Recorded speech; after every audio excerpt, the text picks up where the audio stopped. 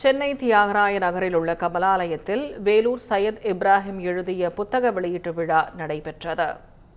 பாஜகவை சேர்ந்த வேலூர் சையத் இப்ராஹிம் பாரதம் 2014ற்கு முன் இஸ்லாமியர்களின் நிலை என்ற புத்தகத்தை எழுதியுள்ளார்.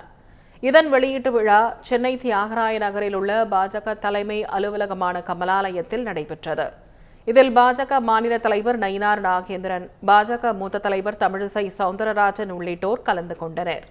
நிகழ்ச்சியில் பேசிய நயினார் நாகேந்திரன், இஸ்லாமியர்களுக்கு பாதுகாப்பான நாடு இந்தியா என தெரிவித்தார். அதேபோல் இஸ்லாமியர்களுக்கு பாதுகாப்பான கட்சி பாஜக என்றும் அவர் கூறினார்.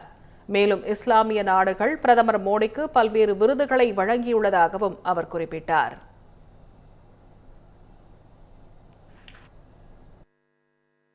பாரதிய ஜனதா கட்சியில் இஸ்லாமியர்களும் சிக்கந்தர் பக்த் என்கின்றவர் அமைச்சராக இருந்தார்.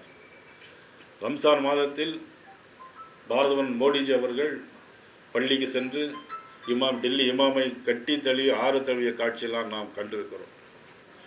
இதெல்லாம் எவ்வளோ பெரிய ஒற்றுமைக்கு காரணம்.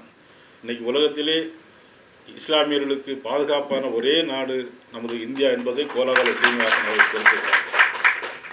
உதாரணம், பக்கத்திலே இருக்கிற ஆப்கானிஸ்தானம் அதனுடைய மிகப்பெரிய இஸ்லாமிய நாடு, மிகப்பெரிய விருதை நமது பாரதமர் நரேந்திர மோடி அவர்களுக்கு வழங்கியிருக்கிறார். அதே மாதிரி ஐக்கிய அரபு எமிரேட்ஸ், அந்த நாடுகள் மிகப்பெரிய உயரிய விருதை நமது பாரதமர் நரேந்திர மோடிக்கு வழங்கியிருக்கிறார். இப்படியாக 29 நாடுகள், அதில் 7-8 நாடுகள் இஸ்லாமிய நாடுகள்.